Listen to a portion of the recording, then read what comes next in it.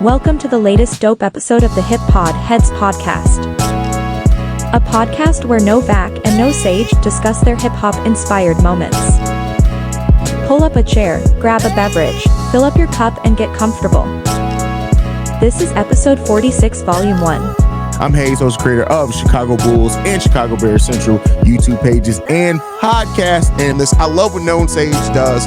Y'all make sure y'all go and check out his hip hop podcast as well, which is HipPodHedz. You guys make sure you guys check him out on that. Welcome to another dope episode of HipPodHedz, a podcast where No Vac and No Sage discuss our favorite hip hop moments.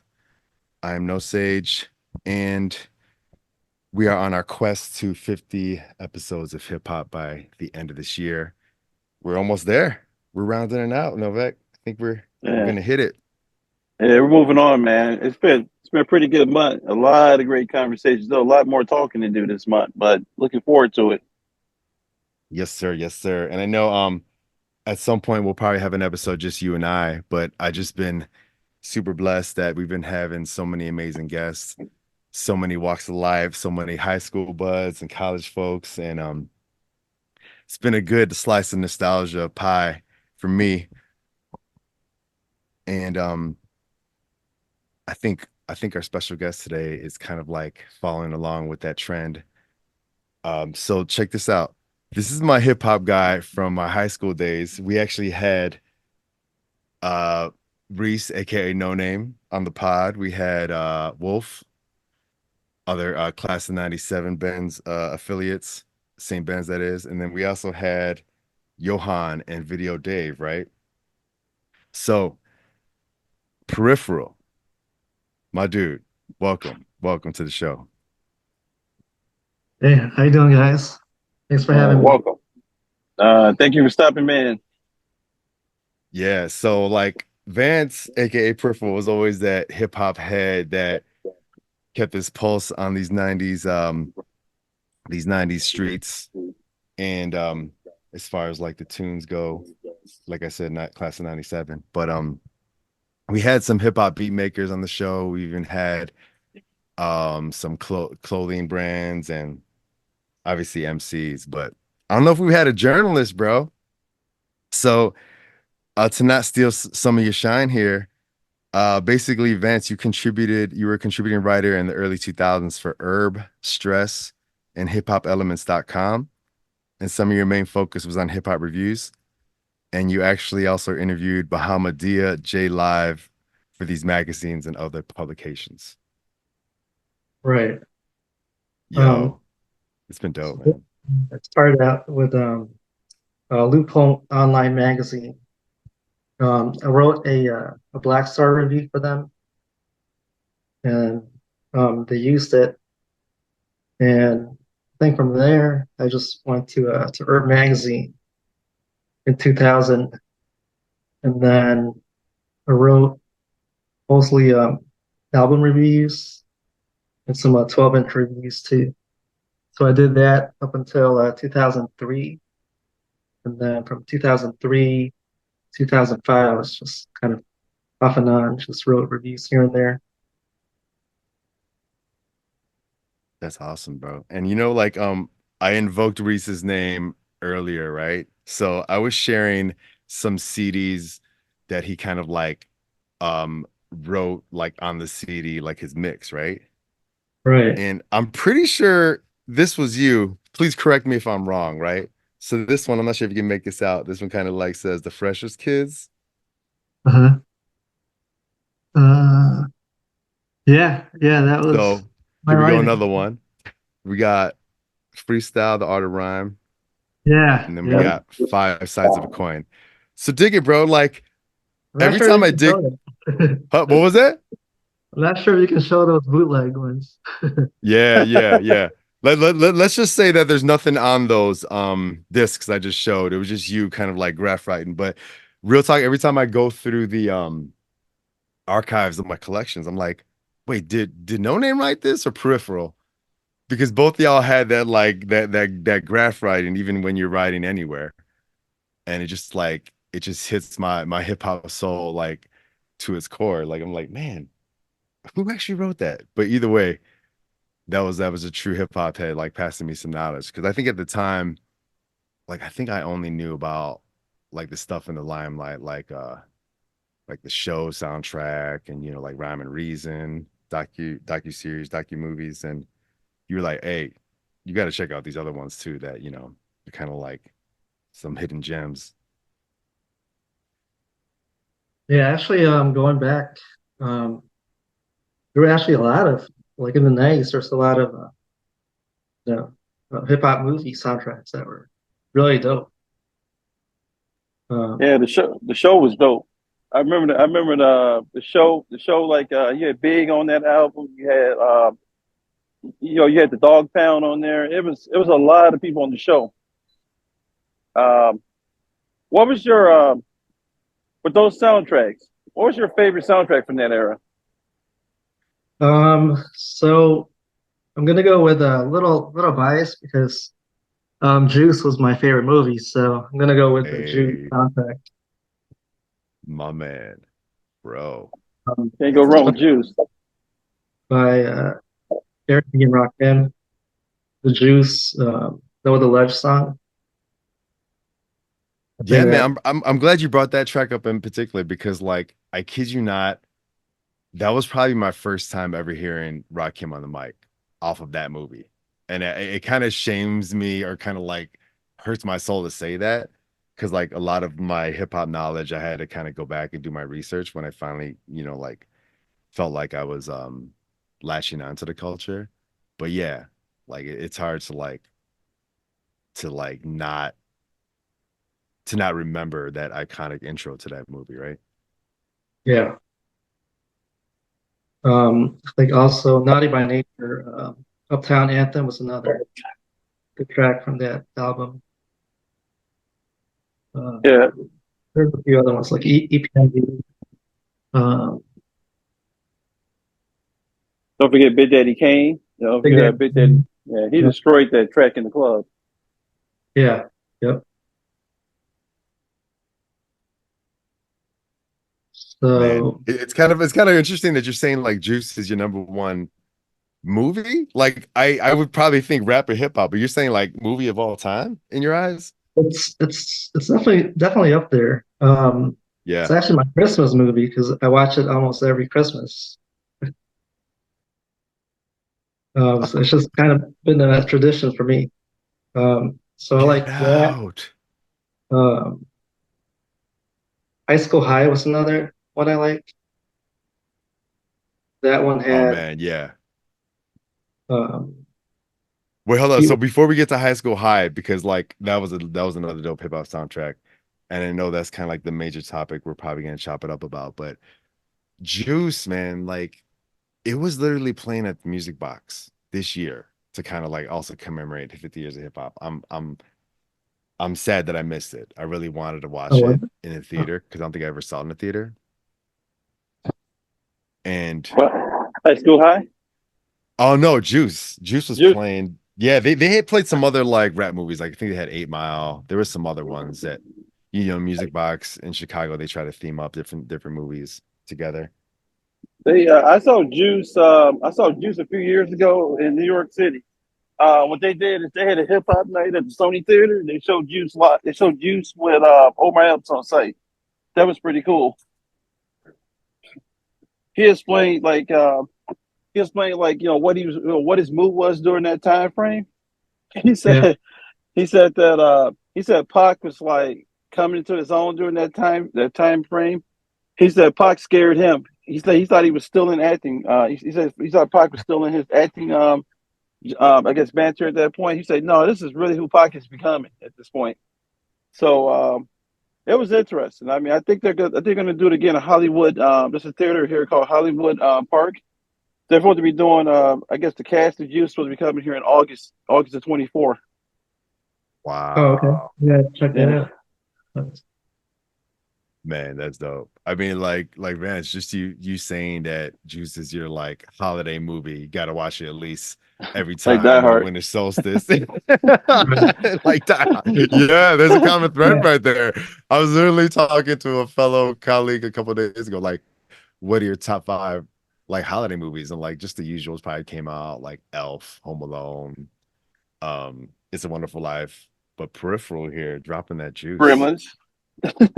Gremlins, yeah. Yeah, because the first time I saw it was actually in the seventh grade. It was like Christmas Eve. So after that, I Oh, started watching it like every year on Christmas Eve. After that, and another like hip hop trivia for me, a couple things. So one, we've had my cousin Q on the show a couple times. I actually gave him the nickname Q off of Juice because I felt like I was finding my own in hip hop. You know, we both class 97. And then I was like, all right, man, everybody I know has to have a hip hop name. I don't care. So I lifted Q from Juice because Q's middle name is Q. It's Quincy. And I was like, all right, you're gonna be Q from now on. But where did I you have get Peripheral? yeah, it was Was that actually like because um, before, like way back in the '80s, before Jordan, I was a big fan of Magic. So when I used to play basketball, I used to try to emulate Magic Johnson and his oh my bad. past abilities. So just try to do like all these crazy no-look passes. And I think that's kind of how I just came up with it. When I started to write, I was just writing about like different things. I tried to rhyme too, which I wasn't really good at. But I just felt like I was just talking about like different things. So I don't know, I just came up with that name. Hey, that's a dope hip hop Easter egg because like Magic was definitely somebody I was trying to emulate in my basketball scene. Like I definitely wasn't trying to go for the MJ glory, but yeah, Peripheral is nice. Like I definitely dig it. I definitely see it. But yo, man, I mean, like even though you weren't writing the rhymes, you were writing the publications, and you're writing on these bootleg DVDs, aka I don't know if there's any footage on here. I will not disclose. But yeah, so like Herb was a nice publication, I thought. Like obviously in our days there was like Rap Sheet and like There's a I'm trying to think bunch. some other ones. There's probably other Uh, ones going on, right? yeah, there was rap pages, I think was another one. Yeah. Yeah. I Uh, remember that one.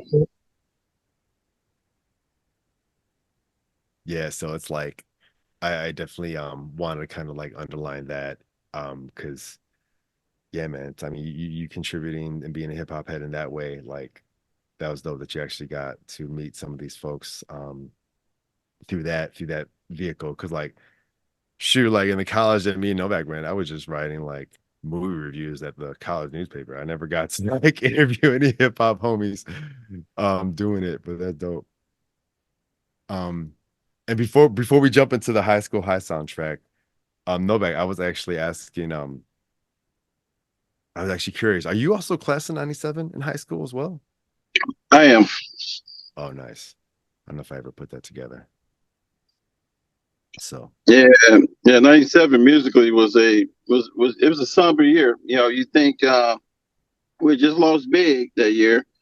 You know, so it was like 97 was like weird because as we got into the end of 97, we got the Wu-Tang album that summer. We got the Triumph track was the everywhere. double So album, right? Yeah. yeah, we got the double album that summer. I remember it was a double album. Missy Elliott dropped that summer. Capone Noriega dropped. The War Report dropped. Um, and the reason I remember this stuff is because like music is like hip hop is like a soundtrack for where we at in life during certain time periods. And I remember like what I was listening to in '97, getting out of high school, going into the because then we got the Jizza in '96.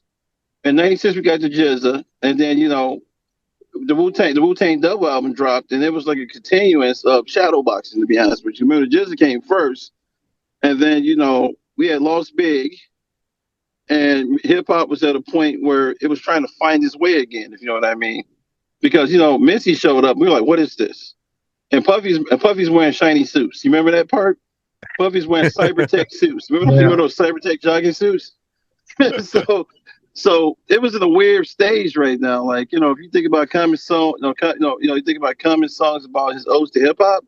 Hip hop at that point, man, could be a motion picture. All the turmoil that was going on, it could have went 100 different directions, but Wu Tang stabilized us. Talk about High School High soundtrack, Poisonous Darts. You know, I mean, it's a John Lithgow movie, but it was so good for that time period. To be honest with you, it was such a good movie. It was such a good, funny movie for that time period, and the soundtrack was awesome.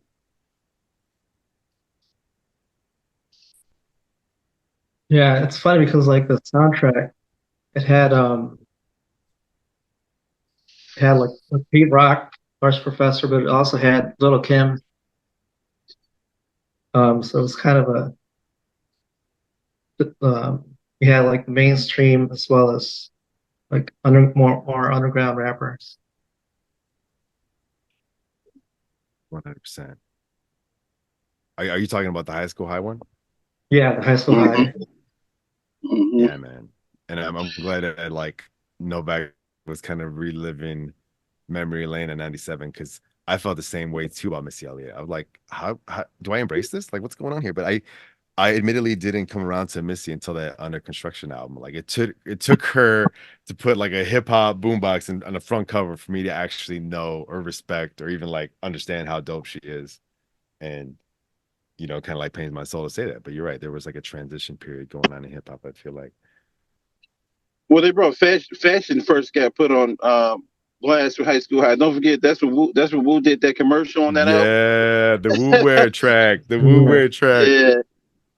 It was like a back in the day, you had the Lark and you had Belvedere Blues. You had some stores in the mall that sold like Wu Wear and stuff like that. So it was like a Wu Wear ad. That song inspired me to ride around, the city and burbs looking for Wu Wear. So so I was looking for T-shirts. I had a leather jacket. I looked like I was a member of the Klan that they didn't get paid for it. So I mean, I had all that stuff and the Wallabies. Those were hard to find, the Wu Wear apparel. Yeah, you had to go to like a hip hop shop because around that time you had Maurice Malone. I don't know if you guys remember Maurice Malone here. You had Karl Kani dying. Karl Kani was dying off at that point, and Fubu had showed his head a few times. But Fubu was still a big New York thing at that point. Like, you think about Maurice Malone, he sold underwear. I mean, Maurice Malone was known for selling boxer shorts. I hate to say this. He made boxers. Nobody wore the clothes, but everybody everybody tried to buy the underwear at that point. And Tommy Hilfiger still was hot, and Nautica was still burning up things. So I mean, it was a colorful season. We all looked like we were going on a yacht to sail with Wallabies on at that point. Or Tim's.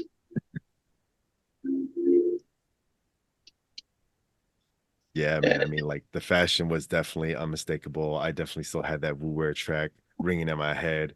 Obviously, I'm a Wu head, so like that should be a given. But I think the joint on there, the Wu-Tang song, what was the one where Capadonna had that super long verse? Was it Winter Wars, I think? Yeah, they took it off. It's on the original. They took it off today's version of High School High. Get out of here. Cause like contract issue. Like every time he performs, even to this year, like when I saw him at the United Center, like he had to drop that verse. Like everyone knows him for that verse. That was probably like the first verse I ever memorized from the Wu-Tang. Because I had to understand the darts that he was throwing. But it was crazy that it was on that soundtrack though. Poisonous Darts, man. Winter Wars. I mean that track, man, that track had like that hypnotic melody. Pretty much the melody on that track, it sounded like, to me, it's a workout track. Some tracks when you play basketball or like, you're San Peripheral, you're out there playing basketball, you're Capadonna in the background breathing on the track. Like, that was great workout music. The Wu Wear track made me want to spend money. The Capadonna track, because remember Ice Cream had dropped before that.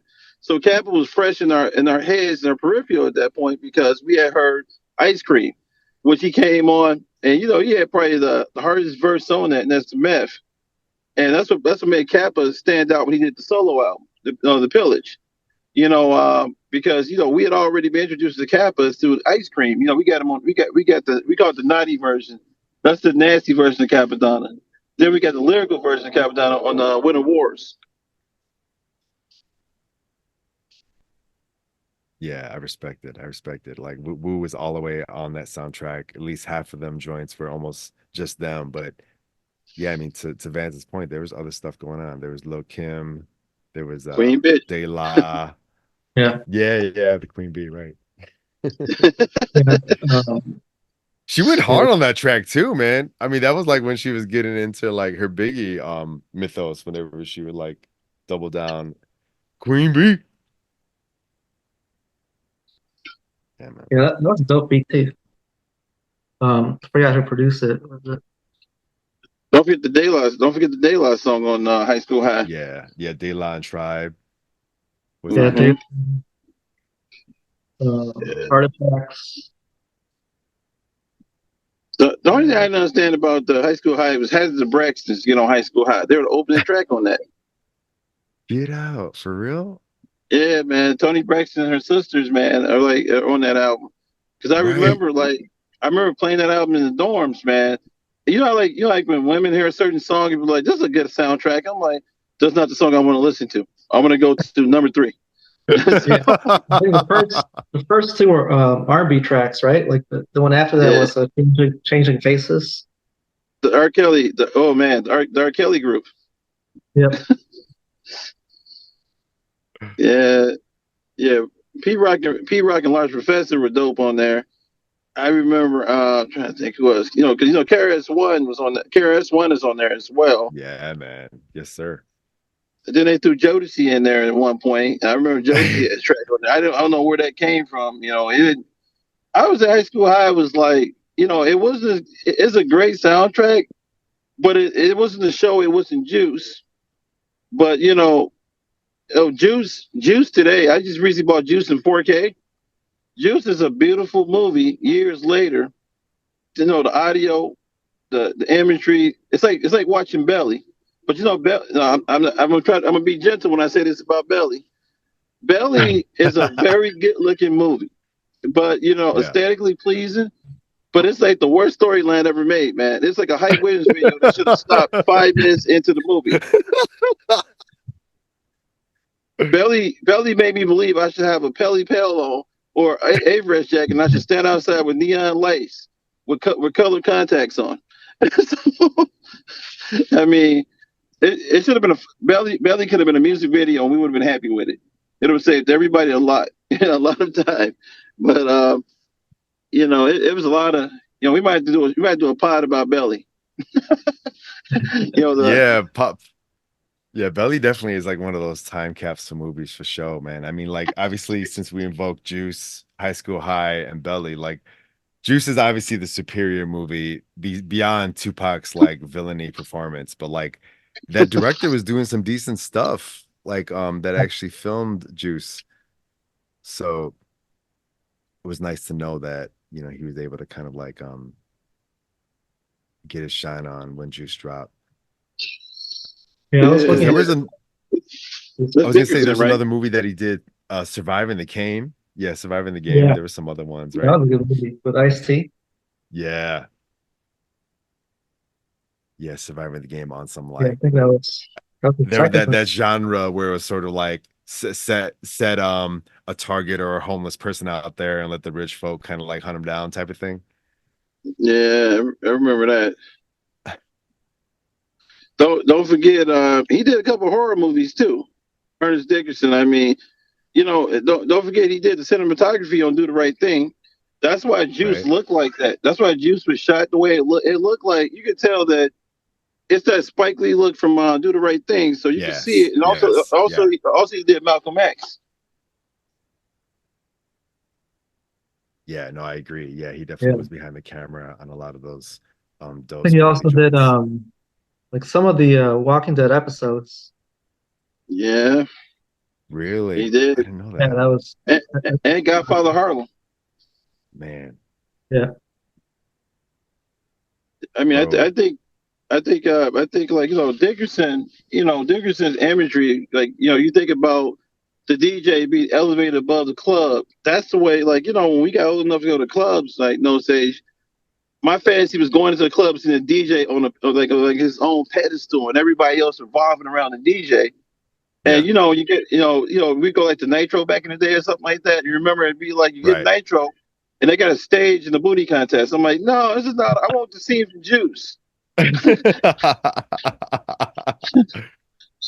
Yeah. what we asked Yeah. for. No, I respect that because that DJ scene in itself is almost like It's a iconic. master class on how to film, yeah, like an actual DJ set, like to kind of show the cinematic like power that I mean, just the mythos of like a local DJ, right? Like them kind of like telling Q like, "Oh, you local, right?" Like kind of just downplaying his skills, and then him having the opportunity to shine it. And it wasn't even like the climax of the movie neither, right? So it was like, damn, that was a nice moment in that movie. Yeah, Yeah. it was dope. I think there's some real DJs in that movie. I think the DJ Oh yeah, of some actual Third Base actual DJs, right? Right. Mhm. was You know, K Slay is in that movie. If you look close, Oh, was he? the drummer king. Yeah, K Slay is in that. There's a lot of There's a lot of famous people in Juice. It's almost like it's like I'll tell you guys a funny off the topic thing. I was watching. I want to say. I want to say. I think that was Teen Wolf. I was watching Teen Wolf the other day. Right. There's a Right. scene in Teen Wolf. There's a guy doing something in the background. You know what I'm talking about? No Sage, right? Have you seen that scene? Man, I don't know if I know what you're talking about. Oh, there's a guy jacking off in Teen Wolf in the background while he scores the final Get bucket. out of here. Yeah. What? Yes. I saw it the other Wait, day. that's like on some like Uh-huh. what was that? Like on the Little Mermaid like cover art of the VHS, like you see the castles looking like something crazy.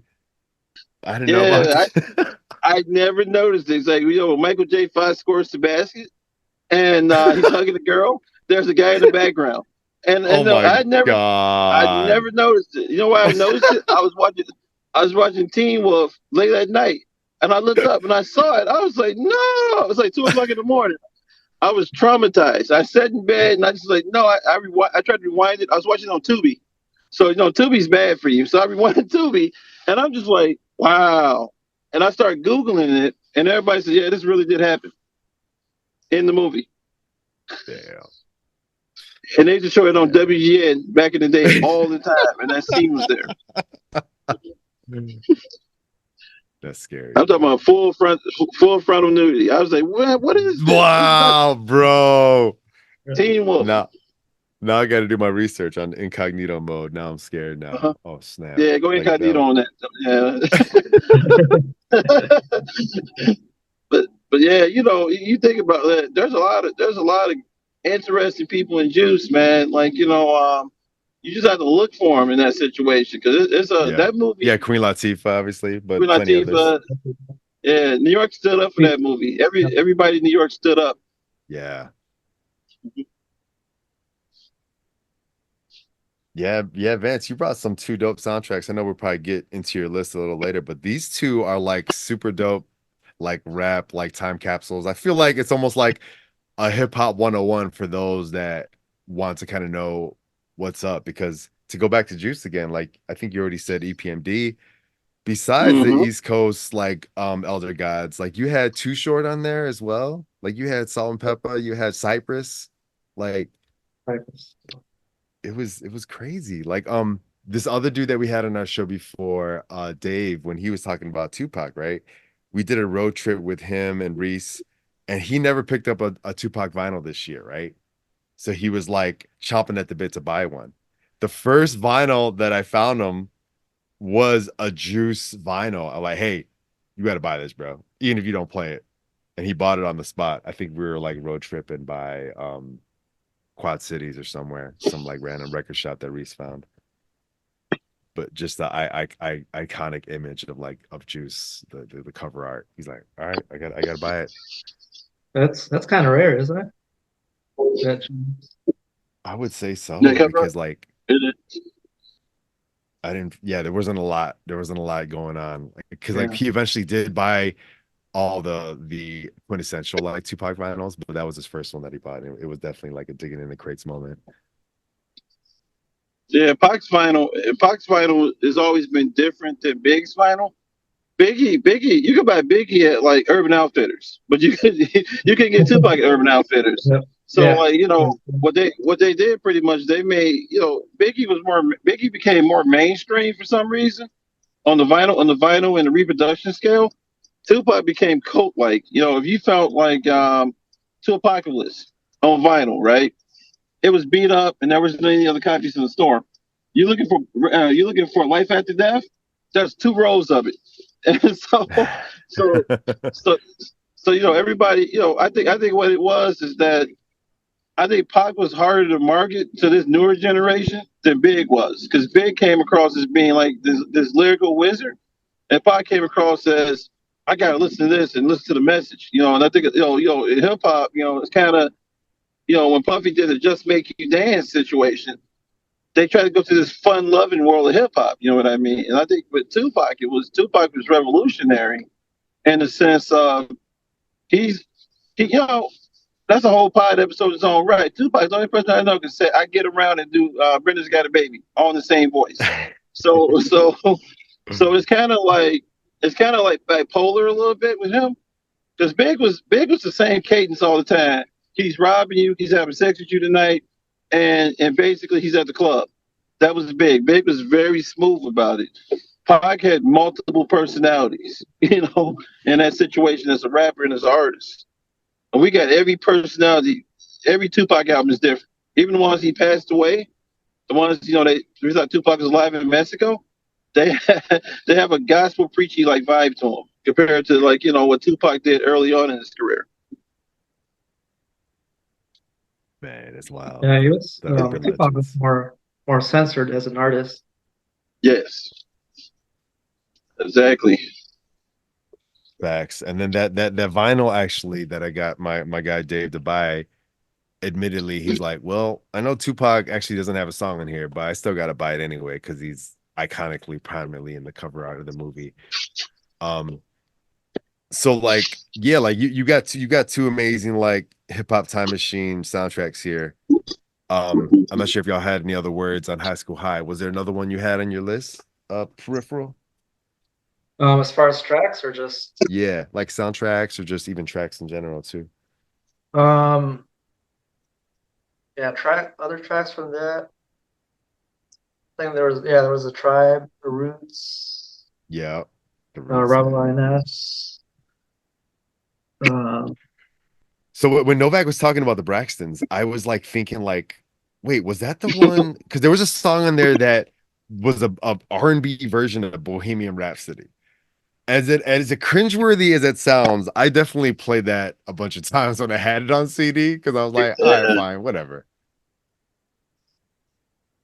But yeah, there was a lot of crazy moments. Like Artifacts was on there too. Yeah. Bro.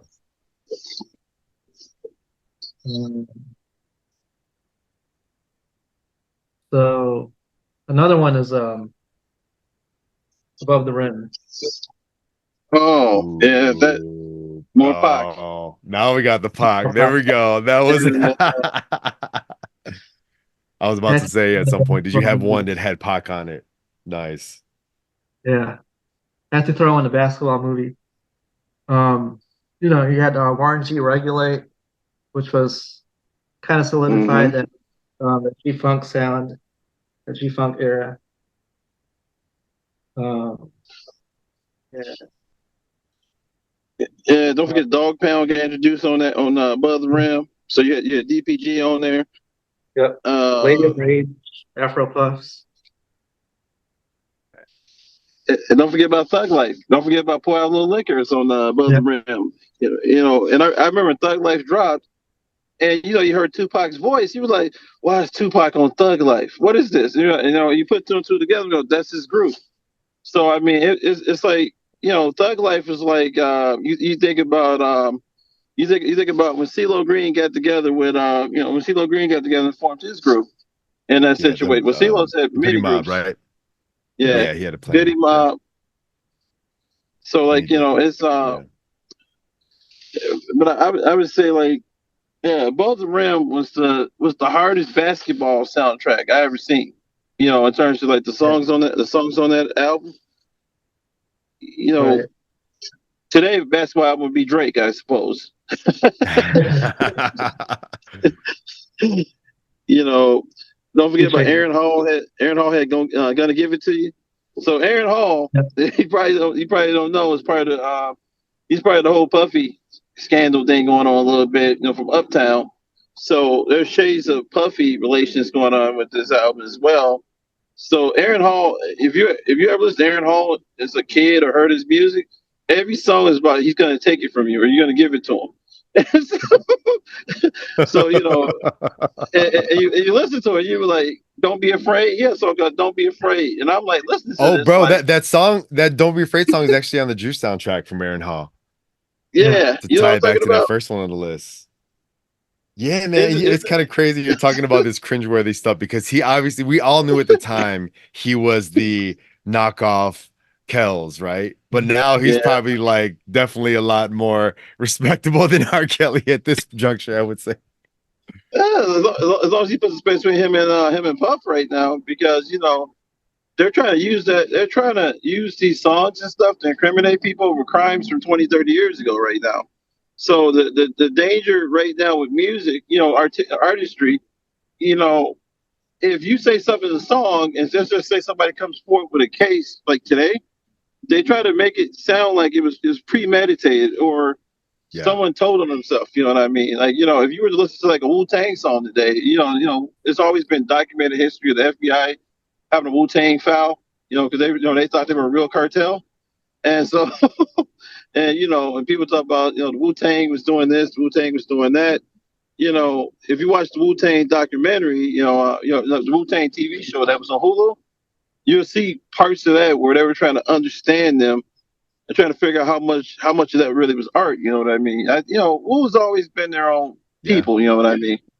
So you know, I'm not saying you know I'm put you like this. Every rapper you hope has a story to tell that's similar to something they've been through, or they're telling somebody else's story.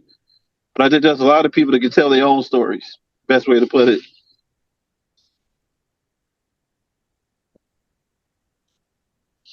yeah. I appreciate you saying that because it's like definitely a lot of people incriminate hip hop artists and rappers, and some of it is definitely super debatable. I remember there's this one old quote where I think it might have been Method Man or somebody said like, you know, Schwarzenegger can kill like tons of folks in the action movies. Why can't I like spit these type of rhymes? You know, like paint this little story for you, and you know, I'm attacked a lot more for it.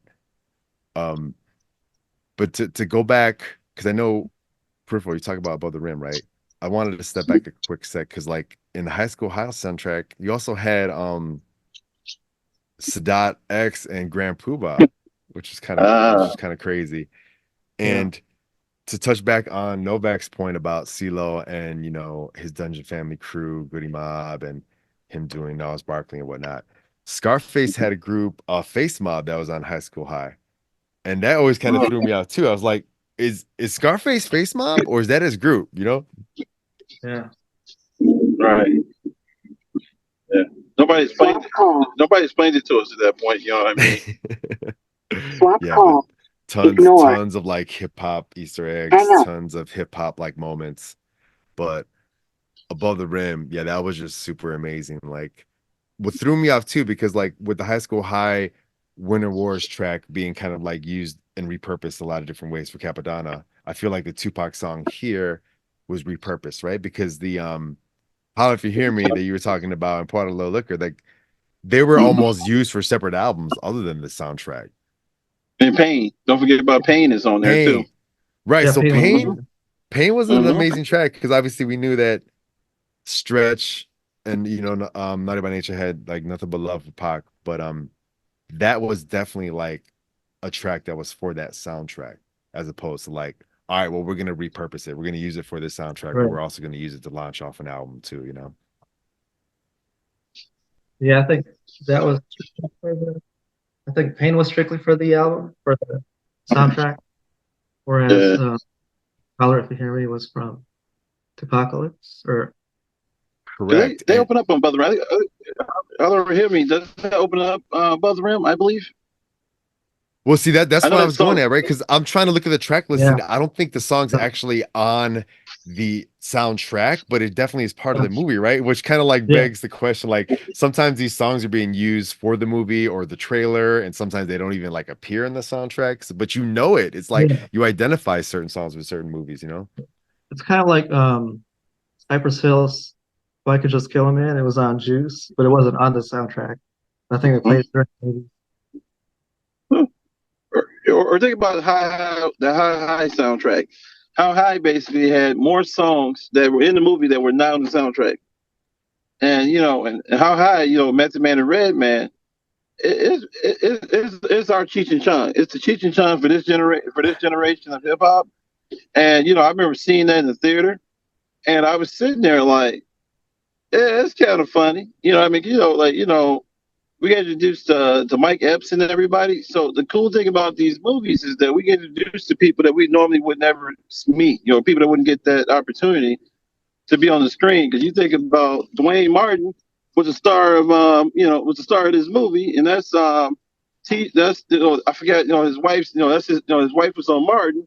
So when you get deeper into it, there's so many commonalities and similarities, in 6 degrees of separation with all these people. Because Dwayne Martin, he was always known as a basketball player, so they cast a basketball player. But the funny thing about Juice is there's some bad editing in Juice. There's a scene where Dwayne Martin passes the ball to himself in Juice. Yeah. You seen that scene where he throws the ball to Yeah. himself and dunks it? I said, Yeah. whoa. And Above the Rim, right? Man. Above the rim. Yeah, above the rim. I gotta look for that. I gotta look Yeah, for man. that. Yeah. But bro, like you're definitely touching on something here, because like the launch pad of the movie soundtrack, regardless if it's featured on the movie or not, and just like Vance was saying, the Cypress Hill song and Juice, like it's making me think of so Novak, I remember when you were in your previous podcast of Pulling Back the Curtain days, shout out to them. You said how dope the Chris Rock show was when you revisited it. So literally this year I've been revisiting it because I don't think I've ever seen like the complete seasons. I think I'm like halfway through it. There was this one sketch that Chris Rock had where it was literally about like, I forget it, I'm paraphrasing, but it's like, welcome, this movie will be coming out soon. It's called Movie the Soundtrack. It's going to be featuring so and so. And the whole bit was literally just about the soundtrack. It wasn't even about the movie. It was like about like how much the soundtrack is like showcased or even like shadowed over whatever movie that was being promoted at that point. Yeah, Chris is poking fun at because back then the soundtrack is better than the movie 9 out of 10 Yes. times. Yes. So we would get a soundtrack and the movie would be a dud, but we all got the CD. We all got the CD. I mean, it's not like it's not like when Star Wars dropped out and the score was amazing and the movie was decent.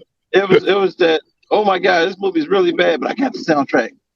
Everybody's on there, and I remember back in the day, going to the record shop waiting for that stuff to come out.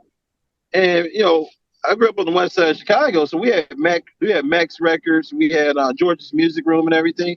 So we would get in line and drive through the drive-through like we were buying food to get CDs. I remember buying Life After Death through a drive-through window, and I pulled up and guy said, "What you need? Life After Death." Give him one of those LP.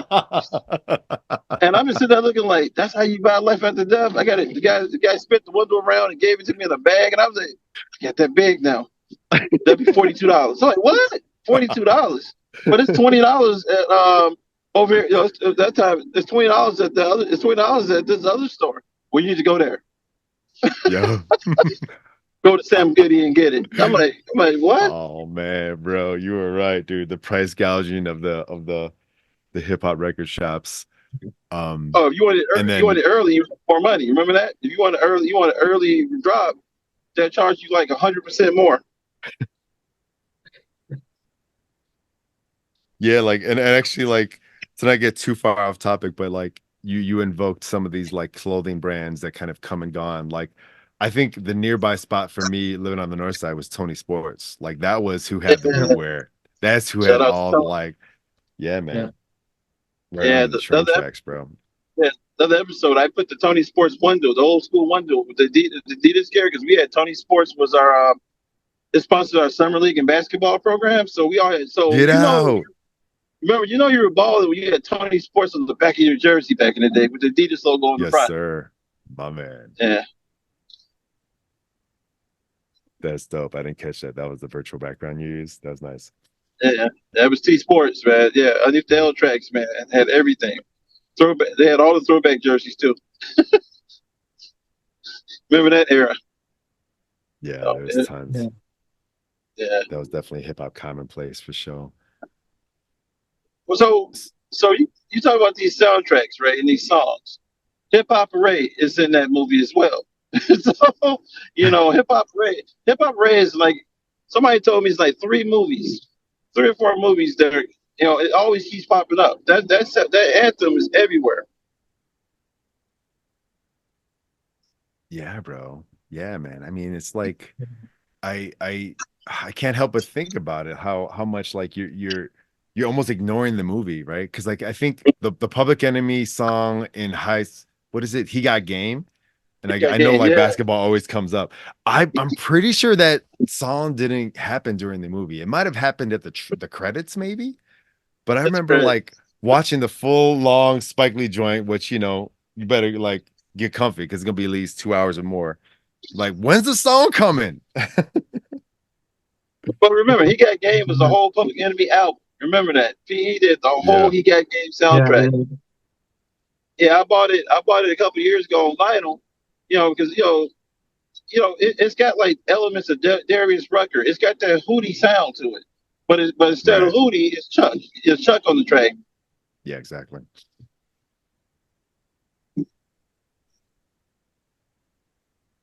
Man, so yeah, he got He got that's game, a good man. one. Yes, it always comes back to basketball. Somehow all roads lead.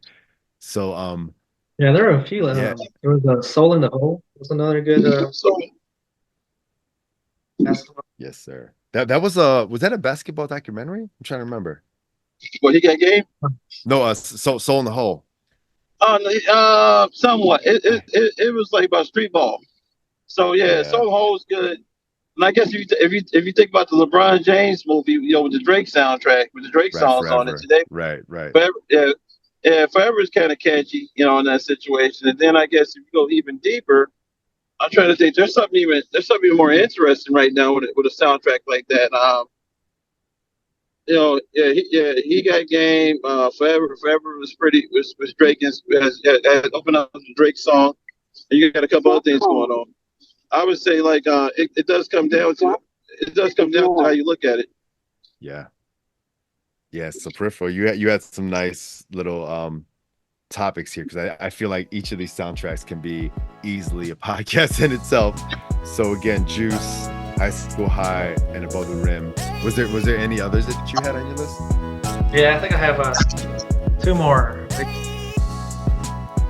This concludes Volume 1, Episode number 46. Thank you for listening to the HipPodHedz podcast. A podcast where no Vac and no Sage discuss their hip-hop inspired moments. Share, like, subs, comment to the show on YouTube and Spotify. Go out and listen to something dope today.